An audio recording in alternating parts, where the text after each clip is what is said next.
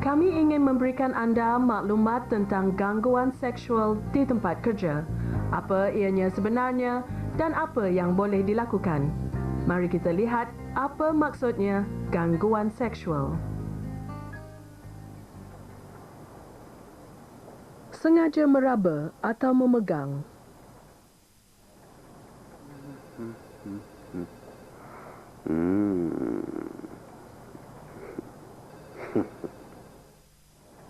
Komen dan hinaan.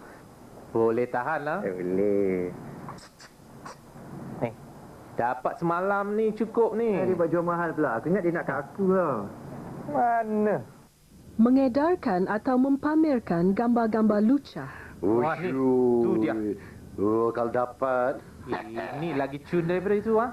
Tengoklah badan dia macam mana. Wah, ini dapat semalam ni. Alah. Sali ni. Fikir aja macam tu. Wah, pinjamlah magazine ni, pinjam. Apabila keputusan tentang kerja anda dibuat berdasarkan sama ada anda bersetuju untuk melakukan perbuatan-perbuatan tertentu atau tidak. Saya rasa kita patut berkenalan dengan lebih rapat. Saya boleh bantu anda untuk mendapat jawatan yang lebih tinggi.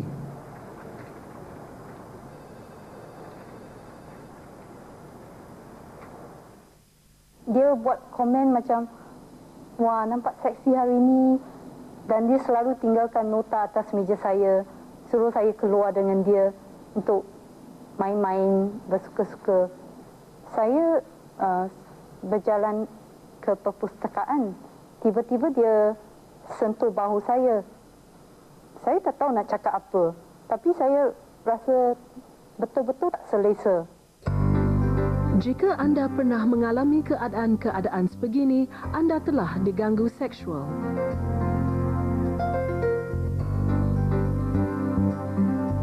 Mari kita lihat apa yang biasa diperkatakan tentang gangguan seksual. Alah, main-main sikit pun tak boleh. Takkanlah serius sangat. Jika seseorang itu merasa terhina atau tidak selesa, itu tidak boleh dikira sebagai gurauan atau perkara yang tak serius sangat. Hanya perempuan yang lawa dan muda akan diganggu seksual. Orang yang dah berumur sikit macam saya ni takkan diganggu seksual. Tidak benar. Sebenarnya sesiapa pun diganggu seksual, tidak kira umur atau paras rupa. Perempuan ni kan, kita mengurat pun dia marah, kita tak mengurat pun dia marah. Tapi kan, sebenarnya saya rasalah, dia orang tu suka bila kita mengurat. Dari pandangan siapa? Pastinya ini bukan pendapat mereka yang diganggu. Tengoklah bagaimana setengah wanita berpakaian. Patutlah mereka kena ganggu. Mereka yang mengundang. Bila seorang peniaga yang kaya dirompak, kita tidak menyalahkannya kerana berpakaian mewah. Tetapi, bila seorang wanita diganggu, kita cepat menyalahi pakaian dan paras rupanya. Tiada siapa yang mengundang gangguan seksual. Setiap orang berhak dihormati. Saya rasa nak cerita tapi saya takut nanti dia orang kata saya yang buat dia macam tu. Sebab saya, you tahulah orang kata, oh you baik sangat dengan dia, sebab tu dia macam ni. Kami bukannya mengatakan setiap lelaki itu mengganggu seksual. Sebenarnya, ramai lelaki yang sedar akan masalah ini dan sedia membantu rakan-rakan mereka. Ada juga lelaki yang diganggu seksual. Gangguan seksual bukan perkara yang kecil. Ia membawa akibat kepada individu, kepada produktiviti individu itu di tempat kerjanya, sekaligus kepada majikannya.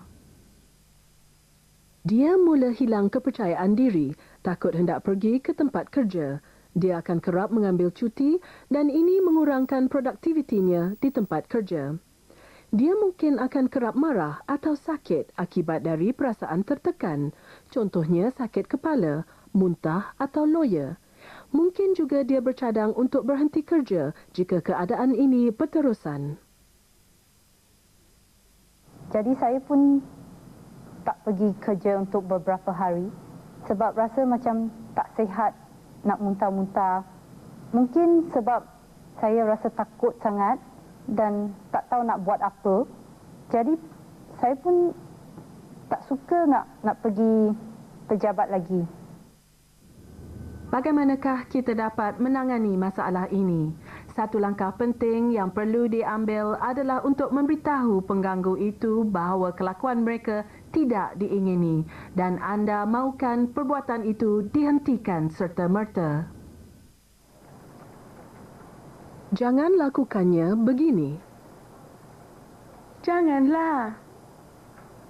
Pandang pengganggu anda itu dan bercakap dengan tegas dan tepat pada isunya. Jangan sentuh saya lagi. Dan jangan rasa kecil hati jika dia mempersendakan anda. Alah, awak ni sikit pun tak boleh. Tak tahu bergurau ke? Saya ni tahu bergurau. Tetapi apa awak buat tu tak kelakar. Anda berhak memberitahunya perasaan anda terhadap kelakuannya itu dan anda berhak bekerja tanpa diganggu. Saya memang takut nak pergi beritahu dia supaya berhenti. Saya tak buat apa-apa selama 1 bulan. Tapi satu hari semasa saya buat kerja dekat office, dia datang sentuh saya lagi. Saya pun entah mengapa saya pun suruh dia supaya berhenti. Kalau tidak, sebab saya tak suka apa dia buat, kalau tidak saya akan laporkan dia. Dia nampak macam terperanjat. Dan sejak hari itu dia tak kacau saya lagi. Sekiranya gangguan ini berterusan, berikut adalah langkah-langkah lain yang anda boleh ambil. Jangan merahsiakan masalah ini. Pastikan ada orang lain yang tahu tentang apa yang sedang berlaku. Mungkin ada orang lain yang juga diganggu oleh pengganggu yang sama. Cuba hubungi kaki tangan di tempat kerja anda yang mungkin dapat membantu seperti kaunselor, wakil dari persatuan pekerja atau pegawai atasan. Jika penyelia anda mengganggu anda, laporkan kepada pegawai yang lebih tinggi jawatannya. Jangan lupa pastikan anda mendapatkan sokongan dari kawan-kawan anda atau hubungi persatuan wanita. Anda tidak perlu berasa keseorangan. Catatkan butir-butir mengenai setiap kejadian itu seperti tarikh, masa, tempat, kelakuan pengganggu, saksi jika ada. Ianya mungkin berguna pada suatu masa nanti. Bagaimana pula jika anda nampak seseorang itu, umpamanya kawan anda, mengganggu seksual orang lain? Pastikan anda memberitahu mereka yang anda tidak setuju dengan perbuatan mereka itu. Kau ni betul-betul lah ikut cara penakut, tahu tak? Tak cool lah dan tak hormat. Jika anda kenal seseorang yang diganggu seksual, berikan sokongan kepadanya dan pastikan dia sedar tentang tindakan-tindakan yang boleh diambil. Jika tempat kerja anda mempunyai dasar-dasar rasmi mengenai gangguan seksual, pastikan dia tahu tentang cara-cara membuat laporan. Anda juga boleh membantu mengesahkan butir-butir sekiranya aduan dibuat. Dengan menyuarakan bantahan anda terhadap gangguan seksual, anda dapat membantu membanteras perkara ini. Fikirkan bagaimana anda akan merasa jika ianya berlaku kepada anda. Majikan juga boleh mengambil langkah-langkah untuk mencegah berlakunya gangguan seksual di tempat kerja. Pastikan anda wujudkan suasana kerja yang selamat dan selesa bagi pekerja-pekerja anda. Rumuskan dasar-dasar rasmi menentang gangguan seksual dan pastikan setiap pekerja tahu tentang dasar-dasar itu dan tindakan yang akan diambil. Pastikan ada peraturan jelas cara yang berkesan untuk menerima aduan. Adakan juga bantuan kaunseling bagi mereka yang mahu berbincang mengenai masalah mereka.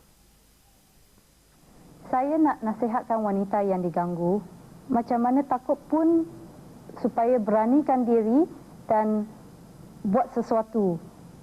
Saya minta mereka supaya jangan berdiam diri terhadap perkara ini. Gangguan seksual adalah kelakuan yang melanggar hak asasi anda. dan adalah kelakuan yang tidak boleh diterima.